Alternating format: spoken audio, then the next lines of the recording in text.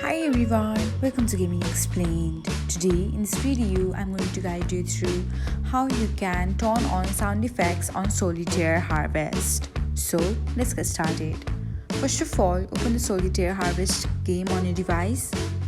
Next, you can find gear button on the bottom left corner of your screen. Tap on it. Next, tap on settings and help and then select sound and vibration.